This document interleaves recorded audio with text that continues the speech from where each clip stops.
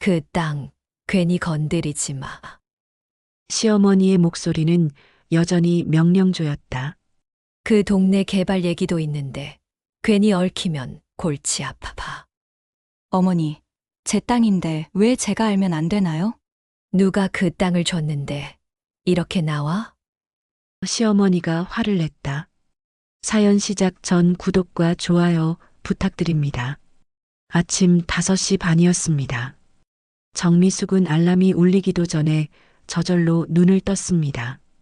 스마트폰 화면의 차가운 빛이 어둠 속에서 희미하게 빛났습니다. 몸은 납덩이처럼 무거웠지만 일어나지 않으면 안 되었습니다. 동네 마트 계산대는 미숙을 기다려주지 않았거든요. 지각은 곧 계약 해지를 의미했습니다. 미숙은 침대 가장자리에 앉아 잠시 멍하니 있었습니다. 관절이 뻣뻣했습니다. 특히 무릎이 아팠습니다. 하루 종일 서서 일하는 탓이었죠. 하지만 아프다고 쉴 수는 없었습니다. 대신할 사람도 없고 무엇보다 월급이 필요했습니다. 찬 바닥에 발을 내려놓으며 미숙은 작은 한숨을 내쉬었습니다. 작은 원룸의 화장실로 향했습니다. 거울 속 자신의 모습을 보니 머리가 산발이었습니다. 성급하게 찬물로 세수를 하고 머리를 빗었습니다. 화장은 할 시간도 없고 할 필요도 없었습니다. 어차피 마트에서는 앞치마를 입어야 했거든요. 부엌에서 식빵 한 조각을 꺼내 토스터기에 넣었습니다. 잼도 버터도 없었습니다. 그냥 마른 토스트를 물과 함께 삼켰습니다. 맛은 없었지만 배를 채우는 것이 목적이었습니다. 아침을 제대로 먹지 않으면 오후에 어지러웠거든요. 현관에서 운동화를 신으며 미숙은 가방을 챙겼습니다. 지갑, 교통카드, 핸드크림, 그리고 무릎에 붙이는 파스 한 장. 이것이 미숙의 출근 준비 전부였습니다. 문을 잠그고 계단을 내려가며 미숙은 오늘도 어김없이 시작되는 하루를 준비했습니다. 버스 정류장까지는 걸어서 10분이었습니다. 새벽 공기가 차갑게 얼굴을 스쳤습니다. 아직 어둠이 짙었지만 곳곳에서 불빛이 켜지기 시작했습니다. 미숙처럼 이른 시간에 일터로 향하는 사람들이 있었습니다. 청소부 아주머니, 신문 배달하는 아저씨, 택시 기사님들, 모두 생계를 위해 새벽부터 움직이는 사람들이었죠. 버스 안에서 미숙은 창밖을 내다보았습니다. 지나가는 풍경들이 익숙했습니다. 매일 같은 시간, 같은 길을 다니다 보니 이제는 눈을 감고도 어디쯤 가고 있는지 알 수 있을 정도였습니다. 좌석에 앉아 잠깐 눈을 붙였습니다. 마트에 도착했을 때는 6시 40분이었습니다. 개점 준비를 위해 미숙보다 먼저 출근한 동료들이 있었습니다. 인사를 나누며 미숙은 직원 휴게실로 향했습니다. 사물함에서 앞치마를 꺼내 입고 계산대로 갔습니다. 그런데 벌써 계산대 앞에 기다리고 있는 손님이 있었습니다. 7시 개점인데 이미 6시 50분부터 기다리고 있던 것입니다. 아줌마, 계산대 빨리 좀 열어줘요. 출근하자마자 듣는 이 말이 그날 하루의 분위기를 정했습니다. 미숙은 억지로 미소를 지으며 계산대를 열었습니다. 손님은 담배 한 갑과 캔커피 하나를 계산했습니다. 말 한마디 없이 돈을 던지듯 내려놓고 갔습니다. 마음속으로는 매번 같은 생각을 반복했습니다. 아직 일할 수 있어. 아니, 일해야만 해. 이 말을 속으로 되뇌는 것이 미숙의 하루를 시작하는 주문 같은 것이었습니다. 올해로 58이었습니다. 이혼한 지는 벌써 3년이 흘렀습니다. 남편 박기철은 성격 차이라고 했지만 실상은 시댁과의 끝없는 갈등이 원인이었습니다. 결혼 생활 28년 내내 시어머니와 시누이들 사이에서 눈치를 보며 살아야 했던 시간들이었죠. 시어머니는 미숙을 한 번도 며느리로 인정한 적이 없었습니다. 시골 출신이라서 예의가 없다. 요리도 제대로 못한다. 살림솜씨가 엉망이다. 온갖 트집을 잡았습니다. 시누이 둘도 마찬가지였습니다. 명절 때마다 미숙 혼자 부엌일을 도맡아 했지만 고마워하기는커녕 흠만 잡았습니다. 남편 기철은 그런 상황에서도 미숙 편을 들어주지 않았습니다. 엄마 말씀이니까 참아라. 누나들이 원래 그래. 내가 좀 맞춰줘. 항상 미숙이 참으라고만 했습니다. 28년을 그렇게 살았습니다. 그러다 3년 전 미숙은 더 이상 참을 수 없었습니다. 시어머니가 미숙 앞에서 이런 며느리라면 차라리 없는 게 낫겠다고 말한 순간이었습니다. 그날 밤 미숙은 기철에게 이혼하자고 했습니다. 기철은 처음에는 말도 안 된다며 화를 냈습니다. 하지만 미숙의 의지가 확고하다는 것을 알고는 결국 동의했습니다. 오히려 시댁에서는 반겼습니다. 골칫덩어리가 사라지는 것이니까요. 이혼 조정이 있던 날을 미숙은 지금도 선명하게 기억하고 있습니다. 법원 조정실에서 재산 분할을 논의할 때였습니다. 집은 시댁 명의였고 예금도 별로 없었습니다. 그때 시어머니가 마지막으로 이렇게 말했습니다. 어차피 갈 거면 그 땅이라도 가져가. 똥밭이야. 아무 쓸모도 없어. 시어머니의 목소리에는 조롱이 섞여 있었습니다. 마치 쓰레기를 주는 것처럼 말했습니다. 미숙의 가슴이 철렁 내려앉았지만 달리 받을 수 있는 것도 없었습니다. 변호사는 땅이라도 받는 게 낫다고 조언했습니다. 그 땅은 시댁 명의로 묶여있던 변두리 땅 한 조각이었습니다. 평수로 치면 100평 정도 되는 크기였지만 잡초만 무성하고 비가 오면 질척대는 곳이었습니다. 그곳이 이혼 위자료의 전부였습니다. 계산대에 앉아 있으면서도 미숙은 자꾸 그 땅 생각이 났습니다. 한 번도 제대로 가본 적이 없었지만 시어머니의 표현대로라면 정말 아무 쓸모없는 곳일 것입니다. 그래도 땅은 땅이었습니다. 언젠가는 쓸모가 있을 날이 오겠죠. 그날도 평범한 하루였습니다. 미숙은 마트에서 퇴근을 하고 집으로 돌아가는 길이었습니다. 버스에서 내려 집까지 걸어가는 동안 유난히 다리가 아팠습니다. 하루 종일 서 있다 보니 종아리가 퉁퉁 부어 있었거든요. 그런데 평소와 다른 것이 하나 있었습니다. 부동산 중개사무소 앞에 작은 전단지가 새로 붙어 있었던 것입니다. 미숙은 무심코 지나치려다가 발걸음을 멈췄습니다. 농막 설치 가능자가 텃밭 추천 소규모 토지 활용 상담. 전단지의 문구가 눈에 들어왔습니다. 농막이라는 단어가 생소했지만 자가 텃밭이라는 말은 이해할 수 있었습니다. 순간 그 땅이 떠올랐습니다. 시어머니가 똥밭이라고 했던, 아무것도 없다고 생각했던 그 땅 말입니다. 미숙은 한참을 전단지를 바라보았습니다. 지나가는 사람들의 시선이 느껴졌지만 신경 쓰지 않았습니다. 마음 한구석에서 작은 호기심이 자라나고 있었거든요. 그래도 그냥 썩히는 것보단 낫지 않을까?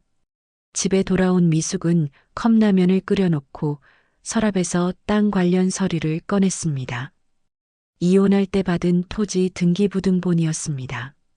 노란색으로 바랜 종이에는 주소와 면적이 적혀 있었습니다. 시 외곽 지역이었고 면적은 생각보다 넓었습니다. 그날 밤 미숙은 인터넷으로 농막에 대해 찾아보았습니다. 농업용으로 사용하는 땅에 설치할 수 있는 작은 건물이라고 나와 있었습니다. 거주 목적은 아니지만 농기구를 보관하거나 잠깐 쉴 수 있는 공간으로 사용한다고 했습니다. 내 땅에도 이런 걸 지을 수 있을까? 호기심은 점점 커져갔습니다. 다음 날 점심시간에 미숙은 부동산 중개사무소에 들어가 보았습니다. 중년 남성 중개사가 친절하게 맞아주었습니다. 어떤 땅인지 주소 좀 알려주실래요? 미숙이 주소를 말하자 중개사는 컴퓨터로 무언가를 확인했습니다. 잠시 후 고개를 끄덕였습니다. 아, 이 지역이면 농지로 분류되어 있네요. 농막 설치는 가능할 것 같습니다. 한번 직접 가서 확인해 보시는 게 좋겠어요. 그 말을 듣고 미숙은 결심했습니다. 이번 주말에 그 땅을 직접 가보기로 한 것입니다. 3년 동안 한 번도 가보지 않았던 그 땅을 말이죠. 토요일 오전이었습니다. 미숙은 오랜만에 평상복을 입고 집을 나섰습니다. 버스를 2번 갈아타고 1시간 넘게 걸려 도착한 곳은 정말 외진 곳이었습니다. 논밭이 펼쳐져 있고 간간히 비닐하우스가 보였습니다. 등기부등본의 지번을 따라 찾아간 미숙의 땅은 생각보다 넓었습니다.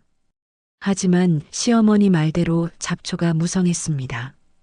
키 높이까지 자란 잡초들이 바람에 흔들리고 있었습니다. 땅 한쪽에는 고인 무릉덩이도 있었습니다. 정말 똥밭이네. 처음에는 실망했습니다. 하지만 자세히 보니 나름 평평한 부분도 있었습니다. 잡초만 정리하면 괜찮을 것 같았습니다. 미숙은 용기를 내어 발을 들여놓았습니다. 근처 철물점에서 작은 삽을 하나 샀습니다. 오래간만에 땀을 흘리며 일을 해보고 싶었거든요. 마트에서는 계속 서 있기만 했는데 몸을 움직이는 일이 오히려 반가웠습니다. 미숙은 잡초가 적은 곳부터 정리하기 시작했습니다. 삽으로 흙을 파내고 풀뿌리를 뽑아냈습니다. 손에는 금세 물집이 잡혔지만 뿌듯했습니다. 뭔가 자신의 힘으로 변화를 만들어가고 있다는 느낌이었거든요. 그런데 삽질을 하던 중 이상한 일이 일어났습니다. 첫 삽을 뜨는 순간 삽 끝에 딱딱한 무언가가 걸렸습니다. 돌인가 싶어서 더 깊이 파봤지만 돌이 아니었습니다. 이게 뭐야, 돌은 아닌데? 미숙은 고개를 갸웃하며 계속 흙을 파냈습니다. 그러자 녹슨 철근 같은 것이 모습을 드러냈습니다. 그뿐만 아니라 깨진 콘크리트 덩어리들도 함께 나왔습니다. 한두 개가 아니었습니다. 여기저기서 비슷한 것들이 계속 나왔습니다. 너무 체계적이었습니다. 우연히 버려진 쓰레기 같지 않았습니다. 마치 누군가 의도적으로 묻어놓은 것 같았거든요. 철근들은 일정한 간격으로 배치되어 있었고 콘크리트 조각들도 크기가 비슷했습니다. 미숙은 등에 식은땀이 흘렀습니다. 이건 뭔가 묻은 거야. 그런 생각이 머릿속을 스쳤습니다. 시어머니가 똥밭이라고 한 이유가 단순히 땅이 안 좋아서가 아닐 수도 있겠다는 생각이 들었거든요. 해가 지기 시작했습니다. 미숙은 서둘러 도구를 정리하고 집으로 돌아왔습니다. 하지만 마음은 그 땅에 남아 있었습니다. 대체 무엇이 묻어 있는 것일까요? 그날 밤 미숙은 잠을 이루지 못했습니다. 침대에 누워서도 자꾸 그 철근과 콘크리트 조각들이 떠올랐습니다. 마치 땅이 미숙에게 무언가 말을 걸고 있는 것 같았습니다. 너는 아직 모르고 있구나. 하지만 곧 알게 될 거야. 미숙은 이불을 뒤집었으며 생각했습니다. 내일은 뭔가 알아봐야겠다고 말입니다. 그 땅에 묻힌 것이 무엇인지, 왜 시어머니가 똥밭이라고 했는지 정확히 알아야겠다고 다짐했습니다. 새벽 5시가 되어서야 미숙은 겨우 잠이 들었습니다. 꿈속에서도 그 땅이 나타났습니다. 하지만 이번에는 무서운 꿈이 아니었습니다. 오히려 그 땅이 미숙을 반겨주는 것 같았거든요. 월요일 아침이었습니다. 미숙은 마트에서 일하면서도 자꾸 주말에 본 것들이 머릿속을 떠나지 않았습니다. 녹슨 철근과 콘크리트 조각들이 계속 눈앞에 아른거렸거든요. 점심시간이 되자 미숙은 결심했습니다. 구청에 가서 알아보기로 한 것입니다. 구청 민원실은 생각보다 복잡했습니다. 여러 개의 창구가 있었는데 어디로 가야 할지 몰랐습니다. 안내 데스크에서 땅 관련 문의라고 하니 토지관리과로 안내해 주었습니다. 토지관리과 창구 앞에서 미숙은 잠시 망설였습니다. 뭐라고 물어봐야 할지 확실하지 않았거든요. 하지만 용기를 내어 조심스럽게 입을 열었습니다. 저기요, 혹시 예전에 이 근처에 뭐가 있었나요? 등기부등본을 내밀며 물었습니다. 젊은 여직원이 서류를 받아보더니 컴퓨터를 확인했습니다. 잠시 후 고개를 갸웃하며 뒤쪽에 있던 과장님을 불렀습니다. 과장은 50대 중반쯤 되어 보이는 남성이었습니다. 미숙이 내민 서류를 자세히 보더니 눈을 크게 떴습니다. 그리고 미숙을 쳐다보며 물었습니다. 이 땅 소유주 맞으세요? 네, 맞습니다. 미숙의 대답을 들은 과장은 잠깐의 침묵을 보였습니다. 무언가 고민하는 표정이었습니다. 그러더니 한숨을 쉬며 말했습니다. 그럼 설명드려야겠네요. 과장은 미숙을 별도 상담실로 안내했습니다. 상담실에서 과장은 컴퓨터를 켜고 여러 자료를 검색했습니다. 오래된 서류들이 화면에 나타났습니다. 1980년대 후반이니까 벌써 40년 가까이 된 일이네요. 과장의 설명에 따르면 해당 부지는 당시 소규모 민간 건설 자재 임시 적치장으로 사용되었다는 기록이 있었습니다. 건설 회사에서 콘크리트와 철근 등을 임시로 보관하는 장소였다는 것입니다. 그런데 문제는 정식 폐기 기록이 없다는 점입니다. 과장은 화면을 가리키며 계속 설명했습니다. 당시에는 환경에 대한 인식이 지금과 달랐고 관리 감독도 느슨했다고 했습니다. 임시 적치장이라고 해서 허가를 받았지만 나중에 제대로 정리하지 않고 그냥 묻어버린 것 같다는 이야기였습니다. 당시엔 지금처럼 관리가 엄격하지 않았죠. 과장의 말에 미숙은 점점 화가 치밀어 올랐습니다. 그렇다면 시댁에서는 이 사실을 알고 있었다는 뜻이었거든요.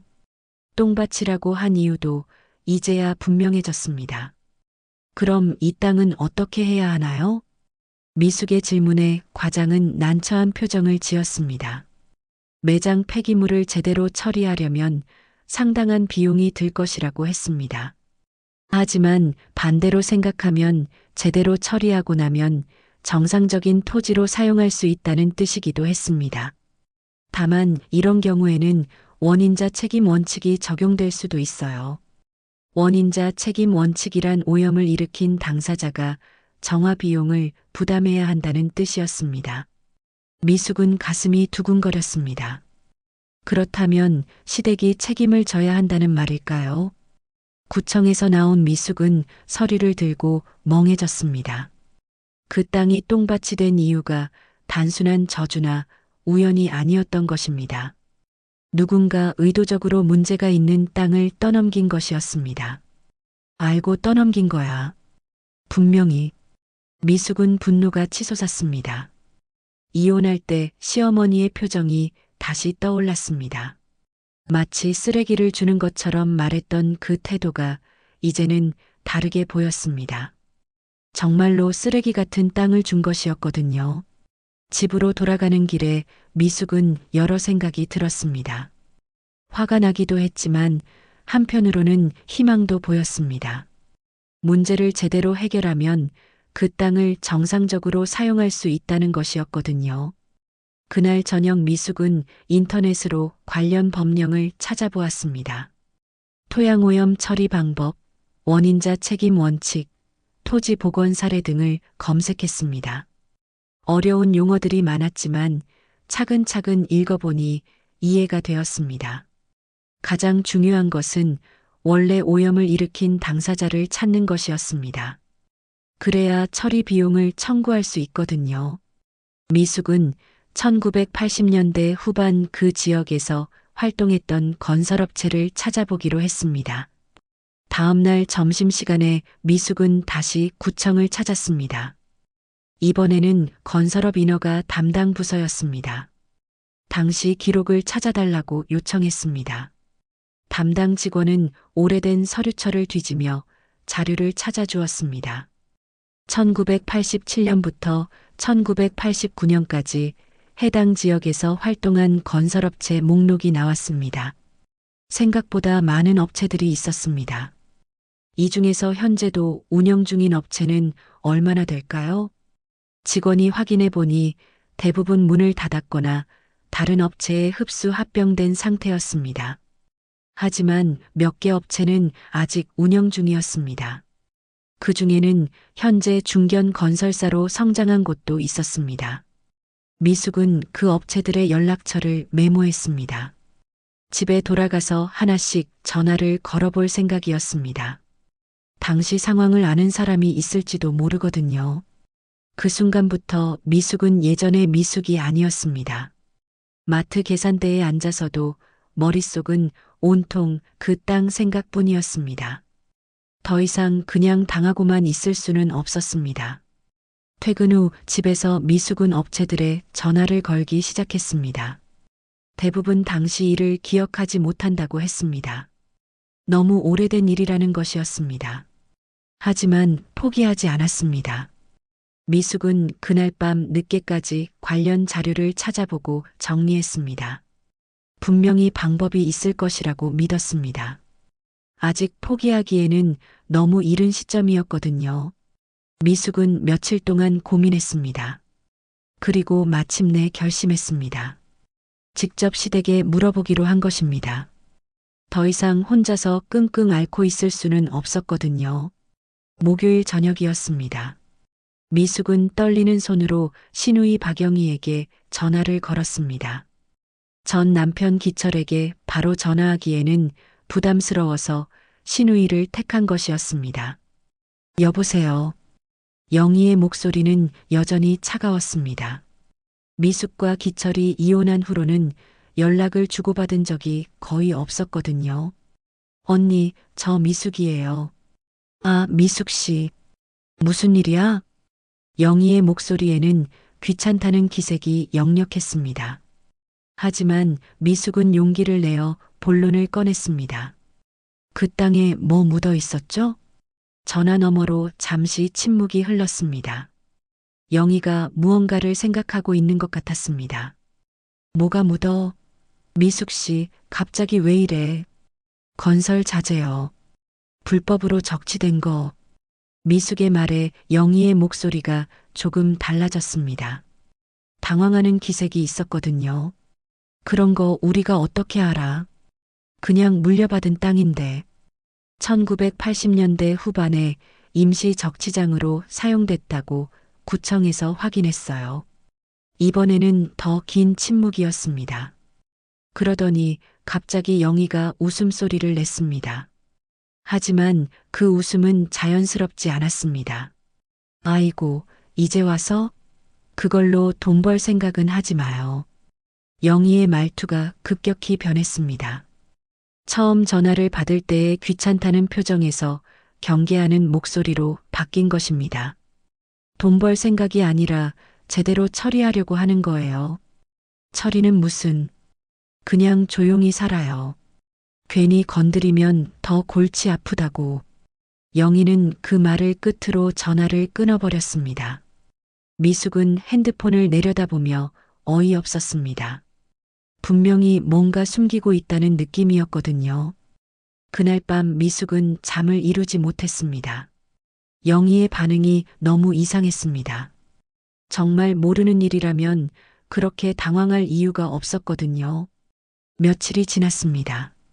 미숙은 마트에서 일하면서도 계속 그 일을 생각했습니다. 그러던 중 예상치 못한 전화가 걸려왔습니다. 전 시어머니 김순덕이었습니다. 미숙아. 3년 만에 듣는 시어머니의 목소리였습니다. 여전히 권위적이고 차가웠습니다. 어머니, 안녕하세요. 미숙은 습관적으로 존댓말을 했습니다. 이혼했지만 여전히 어른이니까 예의는 지켜야 한다고 생각했거든요. 그 땅 괜히 건드리지 마.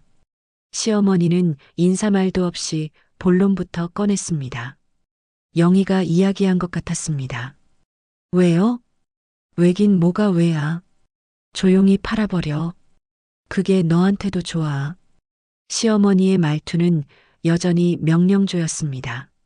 미숙에게 선택권을 주는 것이 아니라 지시를 내리는 것이었습니다. 그 동네 개발 얘기도 있는데 괜히 얽히면 골치 아파. 개발 얘기라는 말에 미숙의 귀가 번쩍했습니다. 처음 듣는 이야기였거든요. 무슨 개발 얘기요? 그런 거 내가 알 필요 없어. 그냥 조용히 팔고 끝내. 어머니, 제 땅인데 왜 제가 알면 안 되나요? 미숙의 목소리가 조금 높아졌습니다. 더 이상 참을 수 없었거든요. 이 사람이 정말 누가 그 땅을 줬는데 이렇게 나와? 시어머니의 목소리도 높아졌습니다. 예전처럼 미숙을 누르려는 것이었습니다. 주신 게 아니라 이혼 위자료로 받은 거잖아요. 위자료 주는 것도 고마운 줄 알아야지. 그 말이 오히려 미숙에게 확신을 주었습니다. 분명히 뭔가 있다는 것입니다. 그렇지 않으면 이렇게까지 막을 이유가 없었거든요. 어머니, 혹시 그 땅에 묻힌 게 무엇인지 아세요? 그런 거 몰라. 우리가 뭘 묻었겠어? 하지만 시어머니의 목소리에는 동요가 있었습니다. 거짓말하는 사람의 목소리였거든요. 구청에서 확인했는데 당시 건설업체 기록이 남아있더라고요. 야, 이 사람아. 괜한 일에 공무원들까지 귀찮게 하지 마. 시어머니가 급격히 화를 냈습니다. 평소보다 훨씬 과격한 반응이었습니다. 제 땅을 알아보는 게 괜한 일인가요? 아무튼 그만해. 더 이상 파고들지 마. 너한테 좋을 게 하나도 없어. 시어머니는 그 말을 끝으로 전화를 끊었습니다. 미숙은 핸드폰을 쥔 손이 떨렸습니다. 화가 나기도 했지만 한편으로는 뭔가 큰 비밀에 다가가고 있다는 느낌이었습니다. 미숙은 개발 계획에 대해 알아보기로 했습니다. 다음 날 점심시간에 구청 도시계획과를 찾았습니다. 해당 지역에 개발 계획이 있는지 문의했습니다. 아, 이 지역이면 내년에 도시계획 변경 예정이에요. 담당 공무원의 설명에 따르면 그 지역 일대가 주거지역으로 용도 변경될 예정이라고 했습니다. 그렇게 되면 땅값이 상당히 오를 것이라고 했습니다. 다만 토양 상태에 문제가 있는 토지는 별도 검토가 필요해요. 공무원의 말에 미숙은 고개를 끄덕였습니다. 그래서 시댁에서 서둘러 팔라고 한 것이었습니다. 문제가 드러나기 전에 빠르게 처리하라는 뜻이었거든요. 미숙은 이제 확신했습니다. 시댁은 분명히 그 땅의 문제를 알고 있었습니다. 그리고 개발 소식까지 미리 알고 있었던 것입니다.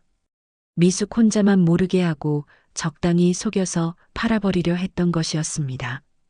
그날 저녁 미숙은 개발 계획 관련 공청회 자료를 인터넷에서 찾아보기 시작했습니다. 공개된 자료들을 하나씩 읽어보니 시댁의 의도가 더욱 분명해졌습니다. 더 이상 당하고 있을 수는 없었습니다. 미숙은 제대로 된 조사를 해보기로 결심했습니다. 그날 밤 9시 미숙의 핸드폰이 울렸습니다. 모르는 번호였습니다. 여보세요. 혹시 정미숙 씨세요? 저는 파출소 경찰관입니다. 소유하고 계신 토지에 화재가 발생했습니다. 미숙은 핸드폰을 떨어뜨릴 뻔했습니다. 뭐라고요? 지금 현장에 나와주셔야 할 것 같습니다. 택시를 타고 현장에 도착한 미숙은 아연실색했습니다. 소방차 2대가 와 있었고 미숙의 땅 일부가 새까맣게 타 있었습니다. 불은 꺼졌지만 상당한 면적이 피해를 입었습니다. 여기 주인분이세요? 경찰관이 다가오며 손전등을 비췄습니다. 보시다시피 여러 군데서 동시에 불이 시작된 흔적이 있어요. 자연발화나 실수 같지 않습니다. 그럼 일부러요? 누군가 의도적으로 불을 지른 것 같습니다. 혹시 이 땅을 둘러싸고 분쟁이나 갈등이 있었나요? 미숙은 어떻게 대답해야 할지 몰랐습니다. 시댁을 의심한다고 말할 수는 없었거든요. 집으로 돌아가는 택시 안에서 미숙은 온몸이 떨렸습니다. 우연일 리 없었습니다. 분명히 누군가 경고의 의미로 불을 지른 것이었습니다. 다음 날 점심시간 미숙은 현장 근처 농사 짓는 할아버지를 찾아갔습니다. 어젯밤에 이상한 차 한 대가 와 있더라고. 평소에는 사람이 거의 안 다니는 곳인데 몇 시쯤이었나요? 저녁 8시쯤? 검은색 승용차였는데 사람은 2명 정도 있었던 것 같아 미숙의 심장이 뛰었습니다. 계획적인 범행이 확실했습니다. 그런데 더 큰 충격이 기다리고 있었습니다. 집에 돌아왔을 때 등기 우편이 와 있었습니다. 법무법인에서 온 소송 관련 서류였습니다. 봉투를 뜯어보는 순간 미숙은 주저앉을 뻔했습니다. 시댁에서 토지 소유권 관련 소송을 걸어온 것이었습니다. 명예 이전에 문제가 있었다는 이유였습니다. 이혼 당시 토지 이전 절차에서 법적 하자가 있었으므로 소유권이 무효라는 주장이었습니다. 서류를 자세히 읽어보니 더욱 황당했습니다. 당시 이혼 조정 과정에서 토지 감정가가 잘못되었고 미숙이 받을 권리가 없는 재산이었다는 내용이었습니다. 그 순간 미숙의 핸드폰이 울렸습니다. 신우이 영희였습니다. 미숙 씨, 소송장 받았죠? 영희의 목소리는 차갑고 계산적이었습니다. 언니, 왜 이러는 거예요? 이제 그만하라는 뜻이에요. 그 땅 때문에 괜한 일만 생기잖아요. 어제 불난 것도 언니들이. 무슨 소리예요? 우리가 언제 그랬다고. 영희가 발끈했지만 목소리에 동요가 있었습니다. 하지만 너무 우연의 일치 아닌가요? 제가 진실을 파헤치려 하니까 갑자기 불도 나고 소송도 들어오고. 미숙 씨, 분수를 알아야죠. 혼자서 무엇을 할 수 있겠어요. 우리가 좋게 말할 때 포기하세요. 그 땅에 뭐가 묻어 있길래 이렇게까지 하는 거예요? 그런 건 없어요. 그냥 골치 아픈 일 만들지 말고 조용히 살라고요. 영희는 그 말을 끝으로 전화를 끊었습니다. 미숙은 소파에 주저앉았습니다. 불도 나고 소송도 당하고 혼자서 감당하기에는 너무 벅찼습니다. 이웃들도 수군댔습니다. 마트에서도 소문이 났습니다. 저 아줌마 땅 때문에 문제 생겼다던데? 혼자 사는 사람이 괜한 일에 끼어들면 안 되지. 사람들의 시선이 곱지 않았습니다. 미숙은 위축되었습니다. 그날 저녁 미숙은 눈물이 났습니다. 처음으로 정말 모든 걸 포기하고 싶어졌습니다. 나는 그냥 살고 싶었을 뿐인데. 하지만 울고 나니 오히려 화가 났습니다. 왜 자신만 이렇게 당해야 하는 것일까요? 시댁은 분명히 그 땅의 비밀을 알고 있었습니다. 그리고 그것이 드러나는 것을 막으려고 이런 수단까지 쓰고 있는 것이었습니다. 미숙은 거울 속 자신을 보았습니다. 지친 얼굴이었지만 아직 포기하기에는 이른 나이였습니다. 58이면 아직 할 수 있는 일이 많았습니다. 아직 끝나지 않았어. 미숙은 주먹을 꽉 쥐었습니다. 내일부터 본격적으로 대응하기로 결심했습니다. 혼자는 어렵지만 도움을 받을 방법이 있을 것입니다. 변호사도 알아보고 증거도 더 수집하고 시댁의 약점도 찾아보겠습니다. 이렇게 당하고만 있을 수는 없었습니다. 미숙은 컴퓨터를 켜고 변호사 사무소를 검색하기 시작했습니다. 무료 법률 상담이 가능한 곳들을 찾아보았습니다. 또한 토양 오염 관련 전문가들의 연락처도 찾아보았습니다. 밤이 깊어갔지만 미숙은 계속 자료를 찾았습니다. 포기하지 않겠다는 의지가 생겼습니다. 시댁이 이렇게까지 막으려 한다는 것은 반대로 말하면 숨길 게 많다는 뜻이었거든요. 다음 날 아침 미숙은 마트 출근 전에 무료 법률 상담소에 전화를 걸었습니다. 상담 예약을 잡고 점심시간에 다녀오기로 했습니다. 법무법인에서 나온 젊은 변호사는 미숙의 이야기를 들어보더니 고개를 끄덕였습니다. 소송 자체는 큰 문제 없어 보입니다. 이미 확정된 이혼 조정을 3년 후에 뒤집기는 쉽지 않거든요. 그럼 제가 이길 수 있다는 말씀인가요? 네, 하지만 중요한 건 상대방이 왜 이런 소송을 걸었느냐는 겁니다. 뭔가 숨기려는 게 있다는 뜻이죠. 변호사의 말에 미숙은 가슴이 뛰었습니다. 자신의 직감이 맞았던 것입니다. 토양 오염 문제와 개발 계획까지 얽혀 있다면 이건 단순한 가족 분쟁이 아닙니다. 제대로 파보시는 게 좋겠어요. 상담을 마치고 나온 미숙은 용기가 생겼습니다. 이제 방향이 보였습니다. 그런데 마트로 돌아가는 길에 뜻밖의 사람을 만났습니다. 마트 단골이었던 할아버지 한 분이 미숙을 불렀습니다. 미숙 씨, 잠깐만요. 70대 후반쯤 되어 보이는 김덕수 할아버지였습니다. 평소에 과묵하셨던 분인데 오늘은 왠지 표정이 진중했습니다. 할아버지, 무슨 일이세요? 그 땅 말이에요. 혹시 뭔가 나왔나요? 미숙은 깜짝 놀랐습니다. 할아버지가 왜 그 땅에 대해 아시는 것일까요? 네. 무슨 말씀이세요? 제가 젊었을 때 그 근처에서 일했거든요. 1980년대 말이었는데 할아버지는 주변을 둘러보더니 미숙을 조용한 곳으로 데려갔습니다. 그때 건설 현장에서 일했어요. 그 땅 말이야, 다들 알았어. 그냥 덮은 거지. 미숙의 심장이 쿵쾅거렸습니다. 드디어 그때 상황을 아는 사람을 만난 것입니다. 무엇을 덮었다는 말씀이에요? 콘크리트랑 철근, 그리고 뭔지 모를 화학물질 드럼통까지. 제대로 처리하려면 돈이 많이 드니까 그냥 땅에 묻어버린 거예요. 할아버지의 증언에 미숙은 입이 벌어졌습니다. 화학물질까지 있었다니요. 그때 누가 지시한 건가요?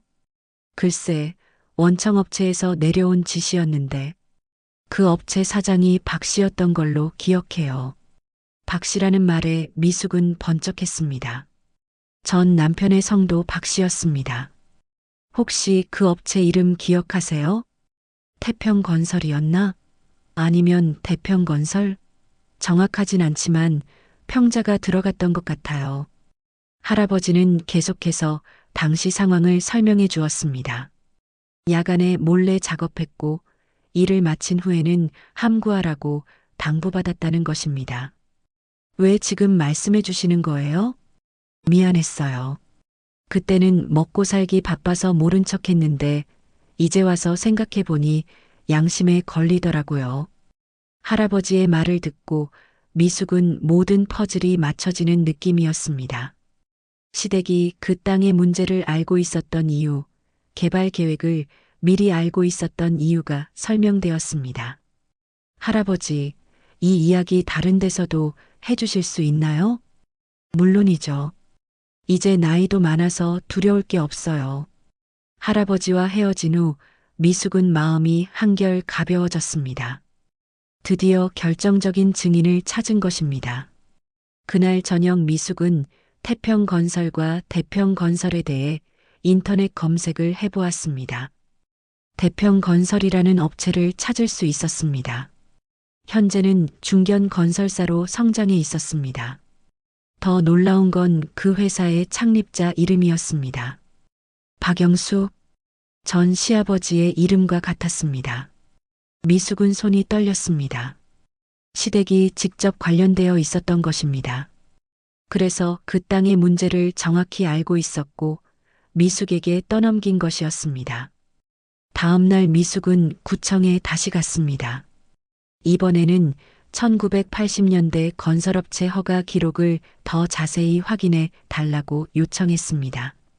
대평건설 맞네요. 1987년부터 1989년까지 해당 지역에서 활동했습니다. 담당 공무원이 확인해 주었습니다. 대표자는 박영수 전 시아버지였습니다. 미숙은 이제 확신했습니다. 시댁은 처음부터 모든 걸 알고 있었습니다. 자신들이 일으킨 문제를 미숙에게 떠넘긴 것이었습니다. 그날 저녁 미숙은 변호사에게 전화했습니다. 새로 알게 된 사실들을 모두 알려주었습니다. 이거면 충분합니다. 원인자 책임을 물을 수 있어요. 오히려 손해배상을 청구할 수 있을 정도입니다. 변호사의 말에 미숙은 가슴이 뛰었습니다. 우선 소송에 대응하고 동시에 토양 오염 신고를 환경청에 해야겠어요. 그리고 증인 진술서도 받아놓으시고요. 미숙은 처음으로 자신감이 생겼습니다. 더 이상 당하고만 있을 필요가 없었습니다. 그날 밤 미숙은 거울을 보며 자신에게 말했습니다. 정미숙, 너는 피해자가 아니야. 이제 진실을 밝혀낼 사람이야. 미숙은 달라졌습니다. 3년 전 이혼할 때의 위축된 모습이 아니었습니다. 이제는 당당하게 맞설 수 있는 힘이 생겼습니다. 다음 날부터 미숙은 본격적인 준비에 들어갔습니다. 김덕수 할아버지로부터 정식 증인 진술서를 받았고 환경청에 토양 오염 신고를 접수했습니다. 시댁에서는 아직 미숙이 이런 증거를 찾았다는 사실을 모르고 있었습니다. 하지만 곧 알게 될 것입니다. 미숙은 마트 계산대에 앉아서도 이제 다른 생각을 했습니다. 어떻게 하면 이길 수 있을까를 생각했습니다. 희망은 아주 작게, 그러나 분명히 생겨나고 있었습니다. 한 달 후 드디어 법정에 서는 날이 왔습니다. 미숙은 검은색 정장을 차려입고 법원에 도착했습니다. 3년 만에 다시 보는 시댁 식구들이 원고석에 앉아 있었습니다. 전 시어머니 김순덕, 시누이 박영희, 그리고 전 남편 박기철까지 모두 변호사와 함께 자리에 앉아 있었습니다. 미숙을 보는 그들의 시선에는 여전히 무시하는 기색이 역력했습니다. 저런 걸로 우리가 질 거라고 생각하나? 영희가 작은 소리로 중얼거리는 것이 들렸습니다. 아직도 미숙을 만만하게 보고 있었습니다. 재판이 시작되었습니다. 시댁 측 변호사가 먼저 주장을 펼쳤습니다. 이혼 당시 토지 감정가가 잘못 산정되었으며 피고가 받을 권리가 없는 재산을 부당하게 취득했습니다. 하지만 미숙의 변호사가 반박했습니다. 이미 확정된 조정 결과를 3년 후에 뒤집으려는 것은 법적 근거가 부족합니다. 오히려 원고 측이 토양 오염 사실을 숨기고 문제가 있는 토지를 피고에게 떠넘긴 것입니다. 그때 미숙의 변호사가 새로운 증거를 제출했습니다. 김덕수 할아버지의 증인 진술서였습니다. 1980년대 후반 원고 측이 운영하던 대평건설에서 해당 부지에 건설 폐기물과 화학물질을 불법 매립했다는 증언입니다. 시댁 측 좌석에서 웅성거림이 일었습니다. 전 시어머니의 얼굴이 하얗게 질렸습니다. 이는 거짓 증언입니다. 그런 사실이 없습니다. 시댁 측 변호사가 강하게 반발했지만 목소리에는 당황한 기색이 역력했습니다. 그때 판사가 김덕수 할아버지를 증인으로 부르라고 했습니다. 할아버지는 떨리는 목소리지만 또렷하게 증언했습니다. 제가 직접 그 작업에 참여했습니다. 야간에 몰래 콘크리트와 철근, 화학물질 드럼통을 묻었습니다. 대평건설 박영수 사장의 지시였습니다. 할아버지의 증언이 끝나자 법정 안이 조용해졌습니다. 시댁 식구들은 서로 눈치를 보며 당황하고 있었습니다. 미숙의 변호사가 추가 증거를 제출했습니다. 환경청 조사 결과 해당 토지에서 기준치를 초과하는 중금속과 화학물질이 검출되었습니다. 이는 1980년대 불법 매립의 결과입니다. 판사가 전 시어머니를 바라보며 물었습니다. 원고 측에서 이에 대해 해명하시겠습니까? 전 시어머니는 떨리는 목소리로 답했습니다. 그땐 다들 그렇게 했어요. 몰랐습니다. 하지만 미숙이 조용히 일어섰습니다. 3년 전과는 완전히 다른 모습이었습니다. 더 이상 위축되지 않았습니다. 재판장님, 한 말씀 드려도 될까요? 판사가 허락하자 미숙이 말했습니다. 몰랐다고 하시는데 그렇다면 왜 저에게 똥밭이라고 하셨을까요? 왜 아무 쓸모없는 땅이라고 하셨을까요? 미숙의 목소리는 떨리지 않았습니다. 오히려 또렷하고 당당했습니다. 그리고 제가 그 땅을 조사하려 하자 왜 그렇게 막으셨을까요? 개발 계획까지 미리 알고 계시면서요. 전 시어머니가 변명하려 했지만 미숙은 계속했습니다. 저는 이혼하면서 그저 조용히 살고 싶었습니다. 하지만 어머니께서는 문제가 있는 땅을 저에게 떠넘기셨습니다. 그런 게 아니야. 아직 일하는 나이인 사람에게 말입니다.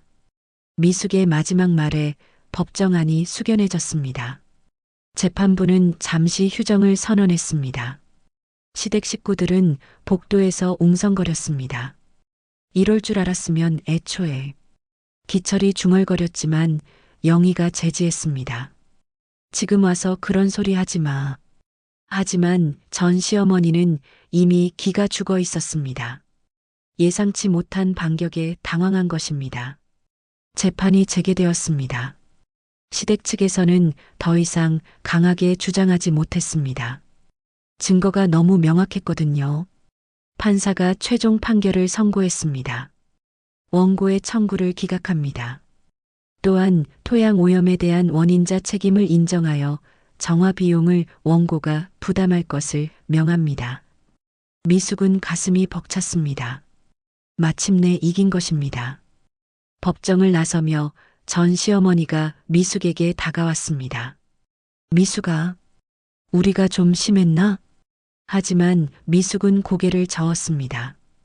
어머니, 이제 와서 그런 말씀 마세요. 저는 더 이상 예전의 미숙이 아니에요. 미숙은 당당하게 법원을 나섰습니다. 하늘이 유난히 파란 날이었습니다. 그날 저녁 김덕수 할아버지가 미숙에게 전화했습니다. 미숙 씨, 수고 많으셨어요. 제대로 된 일을 한 것 같아서 마음이 편합니다. 할아버지 덕분입니다. 정말 고맙습니다. 그런데 말이에요. 그 땅 이제 어떻게 하실 거예요? 미숙은 잠시 생각했습니다. 이제 그 땅은 정말로 자신의 것이 되었습니다. 정화 작업도 시댁에서 비용을 부담하게 되었고 개발 계획에 따라 용도 변경도 가능해졌습니다. 텃밭을 만들어 볼까 해요. 처음에 생각했던 대로요. 좋은 생각이에요. 이제 정말 깨끗한 땅이 될 테니까요. 전화를 끊고 미숙은 창밖을 바라보았습니다. 그동안 힘들었지만 포기하지 않기를 잘했습니다. 미숙은 스스로에게 말했습니다. 나는 아직 끝나지 않았어. 2년이 지났습니다. 미숙은 여전히 마트에서 일하고 있었습니다. 하지만 계산대에 서 있는 미숙의 모습은 완전히 달라져 있었습니다. 등이 곧게 펴져 있었고 손님들을 대하는 목소리도 자신감이 넘쳤습니다. 어서 오세요. 미숙의 인사에는 진정성이 담겨 있었습니다. 더 이상 억지로 짓는 웃음이 아니었습니다. 점심시간이 되자 마트 사장이 미숙에게 다가왔습니다. 미숙 씨, 다음 달부터 근무 시간 조정 가능한가요? 오후만 나오셔도 될 것 같은데. 정말요? 그럼 오전에는 제 일을 할 수 있겠네요. 미숙이 환하게 웃었습니다. 이제 여유가 생겼거든요. 법정 승리 후 시댁에서는 토양 정화 비용을 모두 부담했습니다.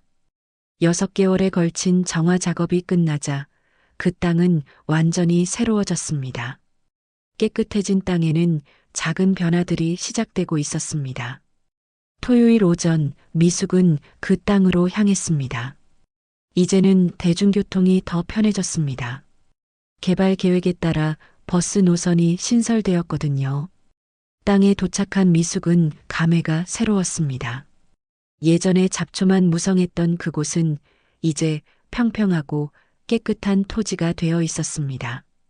한쪽에는 작은 창고형 상가가 들어서 있었고 나머지는 공동 텃밭으로 조성되어 있었습니다. 미숙 씨 오셨네요. 김덕수 할아버지가 반갑게 인사했습니다. 할아버지는 이제 이 텃밭의 관리인 역할을 하고 있었습니다. 할아버지, 오늘은 어떤 작물을 심어요? 봄이니까 상추와 시금치부터 시작해 볼까요? 텃밭에는 미숙 외에도 여러 사람들이 와 있었습니다. 근처에 사는 주민들이었습니다. 모두 작은 구획을 나눠받아서 각자 원하는 채소를 기르고 있었습니다. 미숙 씨 덕분에 우리도 이런 좋은 곳에서 농사 지을 수 있게 됐네요. 이웃 아주머니가 고마워했습니다. 저도 많이 배우고 있어요. 혼자 했으면 힘들었을 텐데. 미숙은 진심으로 대답했습니다. 이 모든 과정이 혼자만의 힘으로는 불가능했거든요. 창고형 상가에는 작은 카페와 농기구 대여점이 들어와 있었습니다. 텃밭을 가꾸는 사람들을 위한 편의시설이었습니다. 사장님, 커피 한 잔 주세요. 미숙은 카페에 앉아서 자신의 구획을 바라보았습니다. 아직 작은 새싹들이지만 하루하루 자라고 있었습니다. 마치 미숙 자신의 모습 같았습니다. 오후에는 텃밭 동호회 모임이 있었습니다. 정기적으로 모여서 농사 정보를 공유하고 수확물을 나눠 먹는 자리였습니다. 미숙 씨가 기른 토마토가 정말 맛있더라고요. 비결이 뭐예요? 사람들이 관심을 보였습니다. 미숙은 쑥스럽지만 기뻤습니다. 인정받는 기분이었거든요. 특별한 건 없어요. 그냥 정성껏 돌봐주는 거죠. 미숙의 대답에 사람들이 웃었습니다. 따뜻한 웃음이었습니다. 해가 지기 시작했습니다. 미숙은 자신의 구획에서 마지막 정리를 하고 있었습니다. 작은 호미로 흙을 고르고 물을 주었습니다. 그때 예상치 못한 사람이 나타났습니다. 전 시누이 박영희였습니다. 미숙 씨, 영희의 목소리는 예전과 달랐습니다. 차가웠던 목소리가 조금은 부드러워져 있었습니다. 언니, 미숙은 놀라지 않았습니다. 언젠가는 올 것이라고 생각했거든요. 여기가 그 땅이구나. 영희는 텃밭을 둘러보며 말했습니다. 네, 이제 이렇게 됐어요. 잘 됐네. 정말 잘 됐어. 영희의 목소리에 진심이 담겨 있었습니다. 미숙 씨, 미안해. 그때 우리가 너무했어. 언니, 어머니도 많이 후회하고 계셔. 병원에 계신데 미숙이 보고 싶다고 하셔. 미숙은 잠시 생각했습니다. 아직 상처가 완전히 아문 것은 아니었습니다. 하지만 미워할 마음도 별로 없었습니다. 기회가 되면 뵐게요. 고마워. 그리고 이거. 영희가 작은 봉투를 내밀었습니다. 뭐예요? 씨앗이야. 어머니가 키우시던 꽃씨앗. 미숙이가 심었으면 좋겠다고 하셔. 미숙은 봉투를 받아들었습니다. 무거운 느낌이었습니다. 무게 때문이 아니라 의미 때문이었습니다. 전해드릴게요. 잘 키우겠다고. 영희가 돌아간 후 미숙은 혼자 앉아 있었습니다. 텃밭에는 저녁 해가 비치고 있었습니다. 평화로운 풍경이었습니다. 미숙은 호주머니에서 작은 사과나무 묘목을 꺼냈습니다. 오늘을 위해 미리 준비해 둔 것이었습니다. 텃밭 한쪽 구석에 작은 구멍을 팠습니다. 그리고 조심스럽게 묘목을 심었습니다. 흙을 덮고 물을 주었습니다. 똥밭이라던 곳에서 나는 다시 시작했다. 미숙은 삽을 내려놓으며 스스로에게 말했습니다. 나는 아직 끝나지 않았다. 하지만 이제 그 의미가 달랐습니다. 예전에는 버티겠다는 의미였다면 이제는 새로 시작하겠다는 의미였습니다. 사과나무가 자라면 몇 년 후에는 열매를 맺을 것입니다. 미숙도 마찬가지였습니다. 58배 나이에 새로운 인생을 시작했습니다. 집으로 돌아가는 길에 미숙은 가벼운 발걸음이었습니다. 내일도 텃밭에 와서 새싹들을 돌볼 것입니다. 그리고 새로운 사람들을 만날 것입니다. 미숙의 새로운 이야기가 시작되고 있었습니다. 사연 시작 전 구독과 좋아요 부탁드립니다.